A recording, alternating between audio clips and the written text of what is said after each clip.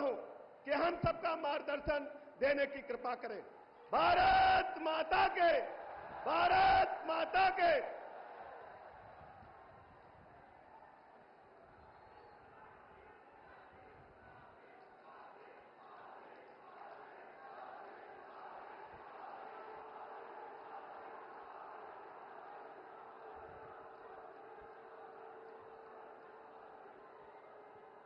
बोला विंध्यवासिनी मैया की। हर हर महादेव।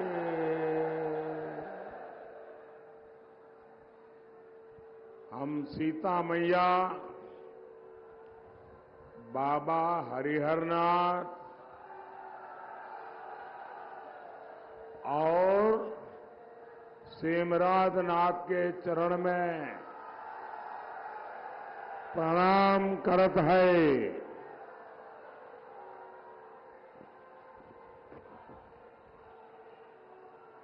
आज सीता नवमी के पावन दिन मुझे मां सीता की तीर्थभूमि पर आने का सौभाग्य मिला है। मैं सीता मैया, बाबा हरिहरनाथ और सेमराजनाथ के चरणों में श्रद्धापूर्वक प्रणाम करता हूं। साथियों, मैं काशी वाला हूं।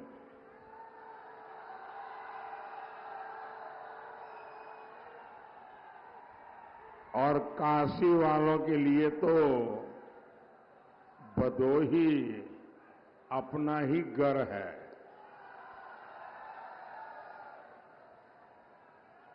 मुझे पक्का विश्वास है कि अगर मैं आपसे कुछ भी न मांगू तो भी आप वोट देकर के भारी बहुमत के साथ यहां से कमल दिल्ली भेजने वाले हैं। लेकिन मैं आज आपके पास आया हूं आपके आशीर्वाद मांगने के लिए।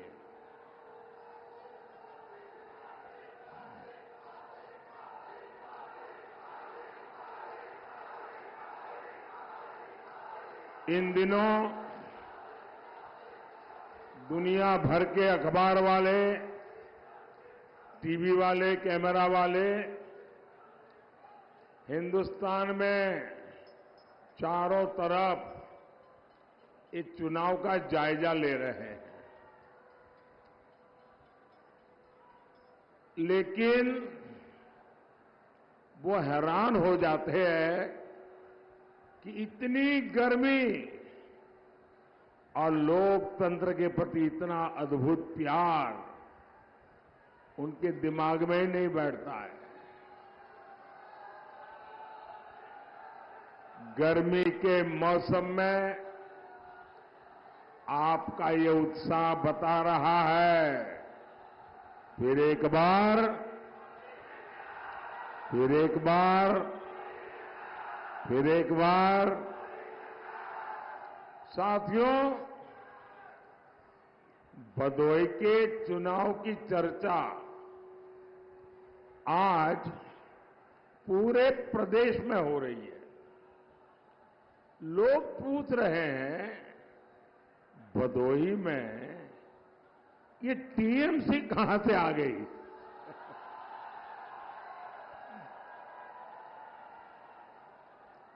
कांग्रेस का तो पहले से ही यूपी में कोई वजूद नहीं था। सपा भी मान चुकी है कि इस चुनाव में उसके लिए कुछ भी बचा नहीं है। सुपड़ा साफ हो गया है। इसलिए भदोही में ये सपा वाले मैदान छोड़ करके ही भाग गए।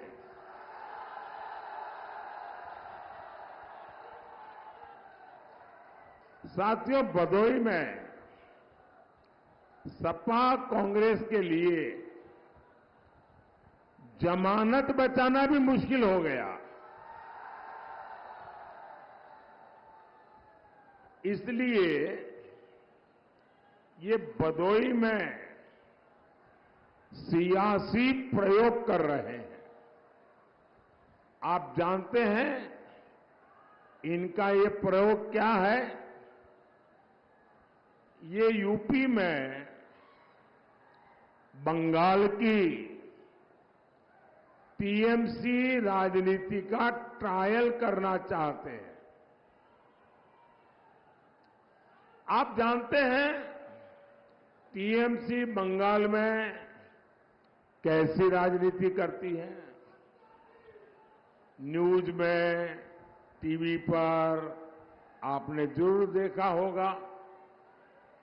टीएमसी राजनीति यानी तुष्टीकरण का जहरीला तीर। टीएमसी राजनीति यानी राम मंदिर को अपवित्र बताना। टीएमसी राजनीति यानी राम नवमी मनाने पर प्रतिबंध लगाना। टीएमसी राजनीति यानी बांग्लादेशी घुसपैठियों को संरक्षण देना। टीएमसी राजनीति यानी राजनीति की मुख्य धारा वोट जिहाद के अलावा कुछ नहीं। टीएमसी राजनीति यानी हिंदुओं की हत्या, दलितों, आदिवासियों का उत्पीड़न। टीएमसी राजनीति यानी महिलाओं पर अत्याचार। मनीष शुक्ला जैसे कितने बीजेपी नेताओं की वहां हत्या हो गई और वहां टीएमसी के विधायक, आपको पता है क्या क्या बोलते हैं? टीएमसी के विधायक कहते हैं कि हिंदुओं को गंगा में डुबोकर मार देंगे। साथियों, समाजवादी पार्टी यूपी को इसी दिशा में लेकर जाना चाहती है। आप याद करिए, सपा सरकार में यूपी का क्या हाल था। आतंकियों को स्पेशल प्रोटोकॉल मिलता था। सपा सरकार आतंकी संगठन सिमी पर मेहरबान थी। इन्होंने सिमी के सरगना को जेल से छोड़ दिया था। बाद में यूपी में कई जगह बम धमाके हुए थे, लोगों की जान गई थी और ये बुआ बबुआ का गठबंधन, वो जो पहले बुआ थी ना, वो तो सपा वालों को पहचान गई बराबर। वो पहले वाली बुआ ने तो सपा वालों को छोड़ दिया। अब ये बंगाल से बुआ लाए हैं और ये बुआ बउआ का खेल। और इसलिए आपको इनसे सैकड़ों मील दूर रहना ही अच्छा है। भाइयों बहनों, मैं आज बबुआ से, समाजवादी शाहजादे से एक सवाल करना चाहता हूं। बुआ तो आपकी इतनी करीबी है, बंगाल से यहां तक आपके पास आई है।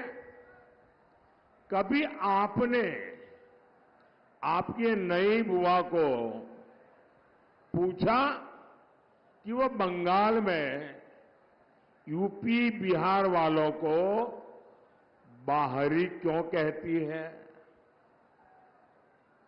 हमारा देश एक है, हम सभी भारतीय हैं, हम भारत माता की संतान हैं। फिर बंगाल में जाने वाले यूपी के लोगों को टीएमसी गाली क्यों देती है? जरा बबुआ अपनी बुआ को जरा पूछ तो लो। और गाली देने के बाद यहां यूपी में आकर यूपी से ही वोट भी मांगती है।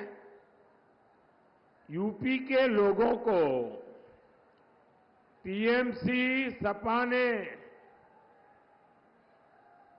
क्या समझ रखा है? साथियों, टीएमसी सपा का वो कौन सी चीज है इनको जोड़ती है? तो उनको जोड़ने वाली एक ही चीज है, वो है तुष्टीकरण। तुष्टीकरण के ये ठेकेदार भारत की पहचान बदलना चाहते हैं। ये वही लोग हैं जो कोर्ट में भगवान राम को काल्पनिक बताते थे। इनके समय में अयोध्या की सड़कों और घाटों की क्या दशा हुआ करती थी। बनारस में घाटों और गलियों की क्या दशा होती थी। मुझे बताइए, ये दुर्दशा देख करके आपको पीड़ा होती थी कि नहीं होती थी? जरा पूरी ताकत से बताइए, आपको पीड़ा होती थी कि नहीं होती थी? क्या सपा वाले, कांग्रेस वाले, टीएमसी वाले क्या कभी भी मंदिर बनने देते क्या? मंदिर बनने देते क्या? आज भव्य राम मंदिर हमारी आंखों के सामने है।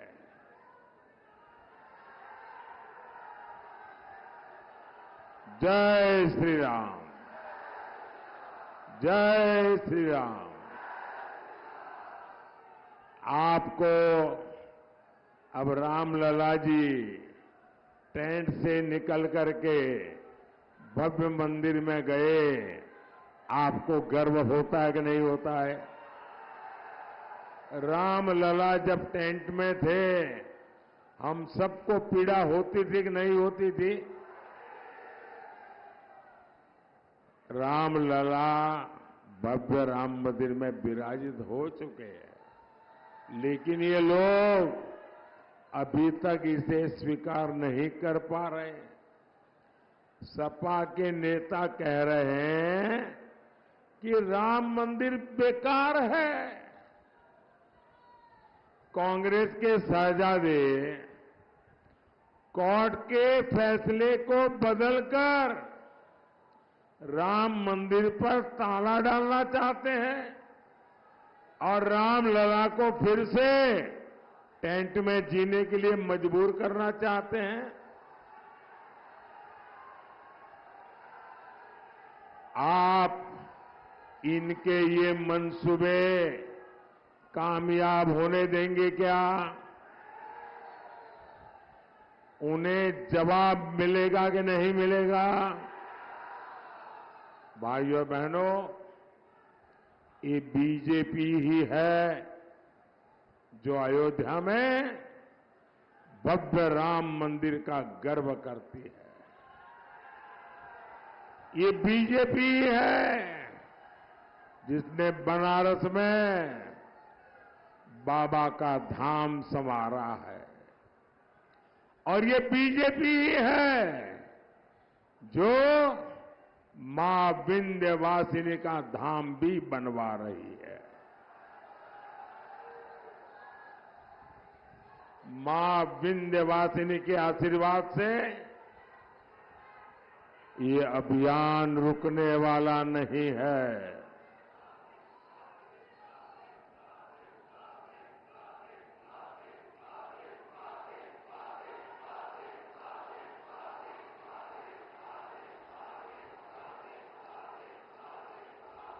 साथियों, बीजेपी ने दिन रात मेहनत करके यूपी की छवि बदली है। आज यूपी की पहचान एक्सप्रेस वे से हो रही है। यूपी में 6 एक्सप्रेस वे हैं, 5 नए और एक्सप्रेस वे बन रहे हैं। यहां भदोही में ही आप देखिए, बनारस से हंडिया तक 6 लेन बन चुका है। भदोही रिंग रोड फेज 2 का काम भी हो रहा है। मछली शहर से बनारस तक नेशनल हाईवे का काम हो रहा है। 2017 तक यूपी में केवल 7 एयरपोर्ट थे। आज यूपी में 17 एयरपोर्ट है, 17।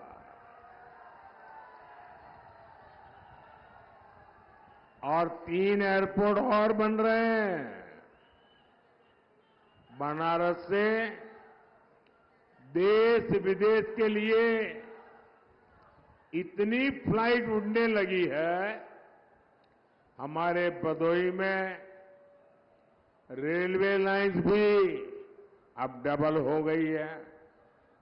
साथियों, भदोही हो और इस पूरे क्षेत्र ने पहली बार चारों तरफ विकास देखा है। विकास के इन कामों का फायदा यहां के किसानों को मिलेगा। इसका फायदा भदोही के कालीन उद्योग को मिलेगा। आपको पता होगा और गर्व भी होगा कि हमने जो नया संसद का भवन बनाया है ना, शानदार भवन बना है, वहां भी ये हमारे भदोही की कालीन लगी है।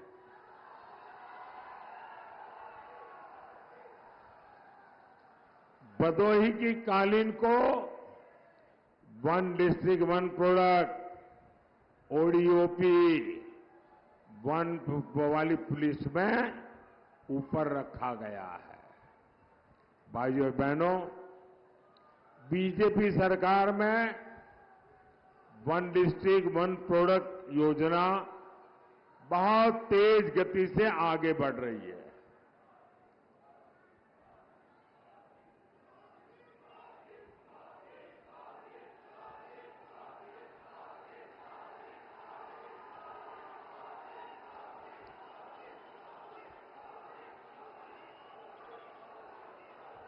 आपका उत्साह पूरा हो जाए उसके बाद मैं बोलूंगा।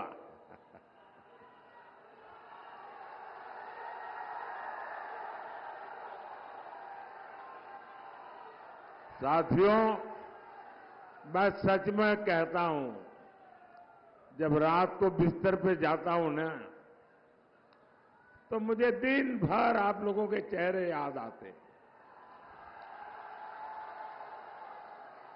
जो दिन भर मैंने देखा है वो रात में एक के बाद एक घटना मेरे सामने, और मैं देखता हूं कितना प्यार, कितने आशीर्वाद, अबाल वृद्ध सभी, बच्चे बूढ़े, माताएं बहनें, भाइयों बहनों, ये ईश्वर कृपा के बिना संभव नहीं है। इतना प्यार, इतने आशीर्वाद मां विंध्यवासिनी की कृपा के बिना कैसे हो सकता है भाइयों। तो भाइयों, मैं कह रहा था कि हम vocal for local, one district one product, उस पर जी जान से जुटे हैं। सपा सरकार में क्या था? सपा सरकार में वन डिस्ट्रिक्ट वन माफिया,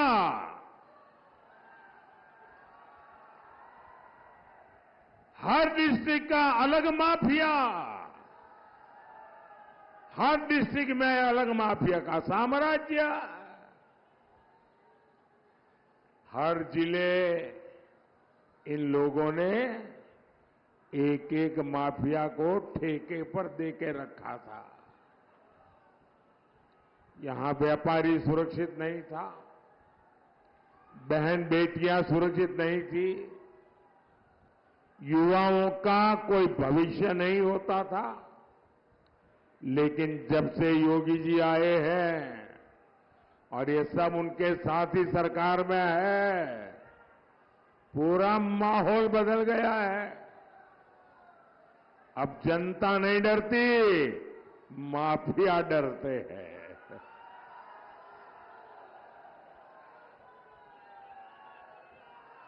साथियों, सपा कांग्रेस जात पात के नाम पर गांव, गरीब, मजदूर, किसान का वोट लूट लेते थे। फायदा किसको होता था? ये जो वोट उठा करके ले जाते थे ना, मुट्ठी भर उन परिवारों को फायदा होता था। उनकी कोठियां बन गई, बड़े बड़े महल बन गए। उन्होंने किसी गरीब का मकान कभी नहीं बनाया, कभी किसान को कोई फायदा नहीं मिला। हमारी माताओं बहनों की चिंता पहले किसी सरकार ने की है क्या? गरीब की चिंता, गरीब का बेटा जब प्रधान सेवक बना, मेरे लिए सबसे बड़ा काम है गरीब को गरीबी से बाहर निकालना।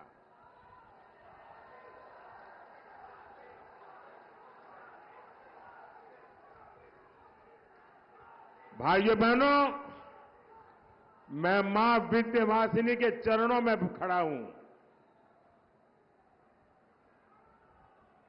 और मां विंध्यवासिनी की भूमि है, पवित्र भूमि है। और उस पवित्र भूमि से कह रहा हूं, ये मोदी है जिसने अभी भी खुद का कोई घर नहीं बनाया है, खुद की रहने की अपनी कोई जगह नहीं है। चार दीवारें की भी मेरे नाम पे नहीं है, मेरे पास नहीं है। मैंने अपना घर तो नहीं बनाया, लेकिन गरीब मां का बेटा हूं ना, मैंने 4 करोड़ गरीब परिवारों के लिए घर बनाए।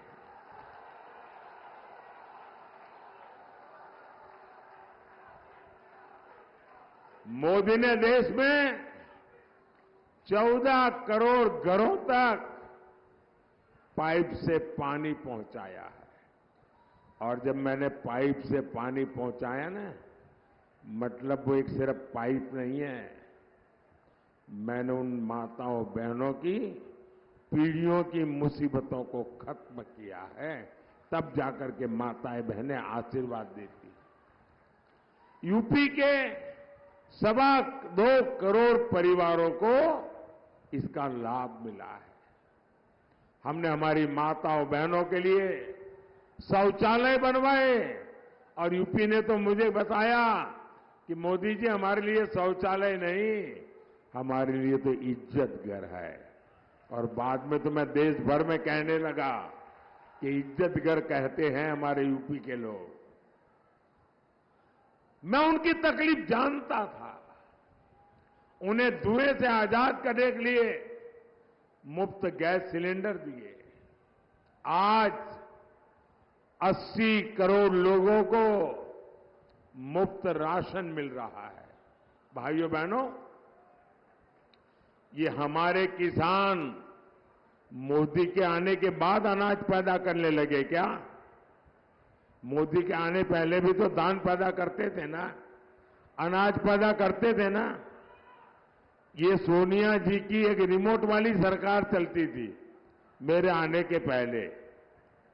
उनको पूछा, सुप्रीम कोर्ट ने कहा कि गरीबों को अनाज दे दो मुफ्त में। उस समय के प्रधानमंत्री ने कहा नहीं, हम गरीबों को एक रत्ती भर भी अनाज नहीं दे सकते हैं, हम इतना बोझ नहीं वहन सकते हैं। वो गरीबी क्या जाने, ये जब आपका बेटा, आपका सेवक जो गरीबी को जी कर आया था, बैठा ना, 80 करोड़ लोगों को मुफ्त राशन पहुंच रहा है। क्योंकि मेरे मन में एक ही भाव है कि गरीब का चूल्हा जलता रहना चाहिए, गरीब का बच्चा भूखा नहीं रहना चाहिए। और मैं गारंटी देता हूं, आने वाले 5 साल भी ये मुफ्त राशन मिलता रहेगा। यूपी में 2.5 करोड़ से ज्यादा किसानों को किसान सम्मान निधि के 70,000 करोड़ रुपए मिल चुके हैं। 70,000 करोड़ रुपए। मोदी के काम क्या है ये आप सब जानते हैं, जानते हैं ना। और इसलिए मैं काम गिनाने नहीं आया हूं, अगले 5 वर्षों में और क्या होगा उसकी मैं आपको गारंटी देने आया हूं।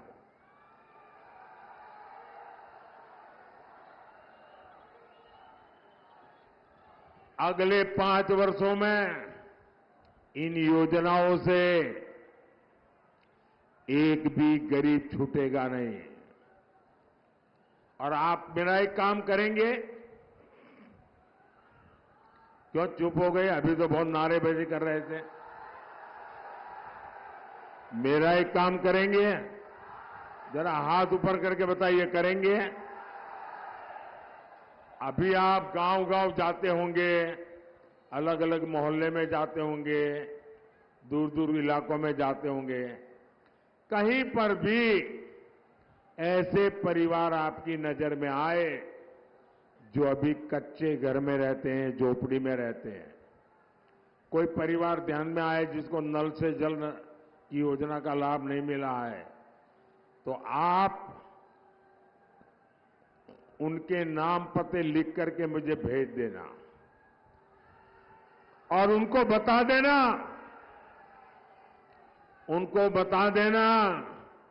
कि मोदी जी है ने हमको भेजा है।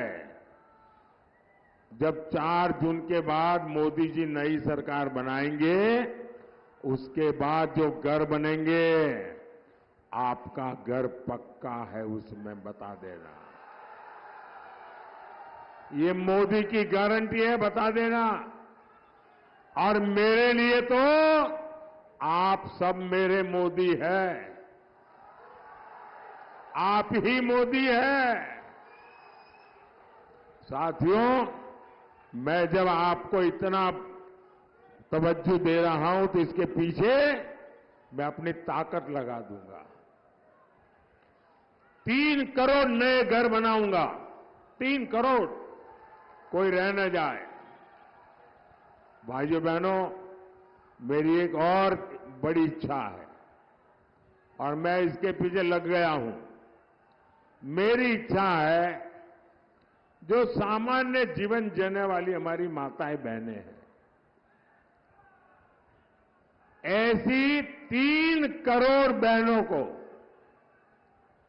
3 करोड़ बहनों को मैं लखपति दीदी बनाऊंगा।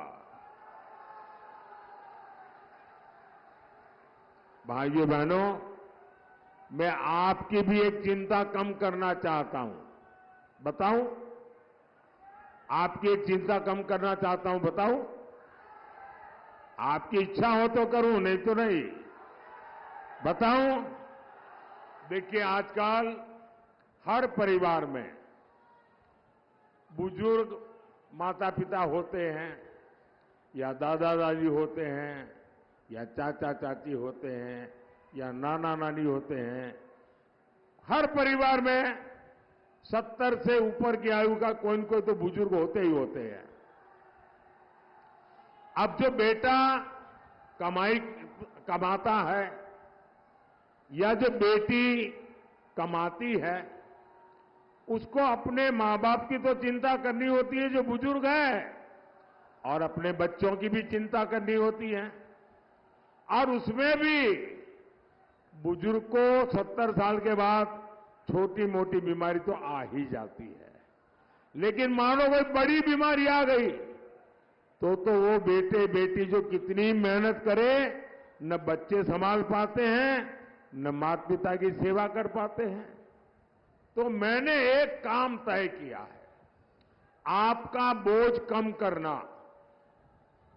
जो बेटे बेटी कमाते हैं और जिनके घर में 70 से ऊपर की आयु के लोग हैं, आपकी चिंता मुक्त करने के लिए मैंने तय किया है कि आपके परिवार में कोई भी, आपके इलाका का कोई भी जो भी 70 साल के ऊपर का होगा, अगर वो बीमारी में है तो अब उनके बेटे बेटी को इलाज का खर्चा नहीं करना पड़ेगा, वो आपका बेटा मोदी करेगा। आपके माता पिता की सेवा वैसे ही मैं करूंगा जैसे आप करते हैं। और ये मोदी की गारंटी है। साथियों, मोदी ये सब कैसे कर सकता है? मोदी ये सब कर सकता है आपके वोट की ताकत से। मोदी के साथ आपके वोट की मजबूती बनी हुई है। 25 मई को आपका वोट केवल मेरे अनन्य साथी डॉक्टर विनोद कुमार बिंद को, और जब आप वोट देंगे ना विनोद जी को, तो वोट सिर्फ उनको नहीं जाएगा, वो मेरे खाते में आ जाएगा। तो विनोद जी को भारी मतों से जिताएंगे, विजयी बनाएंगे, एक कमल दिल्ली से भेजेंगे। अच्छा, मेरा एक काम करोगे? जरा हाथ ऊपर के बताओ, करोगे? सबके सब बताइए, करोगे? अच्छा, ऐसा करना, यहां से जाने के बाद ज्यादा से ज्यादा घरों में जाना, ज्यादा से ज्यादा परिवारों में जाना, और जाकर के कहना कि अपने मोदी जी आए थे, मोदी जी ने आपको प्रणाम भेजा है।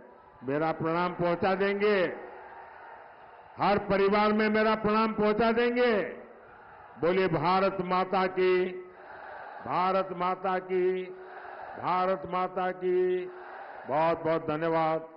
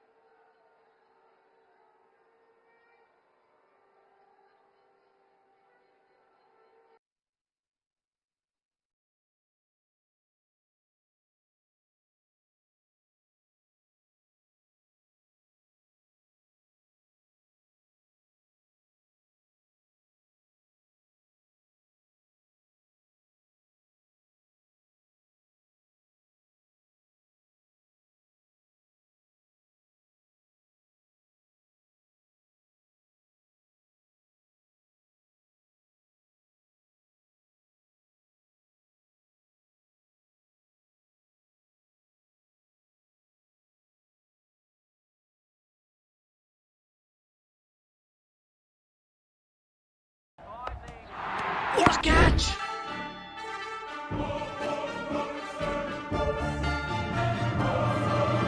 Oh, that's an outstanding But how? catch. The secret is Pedigree's one.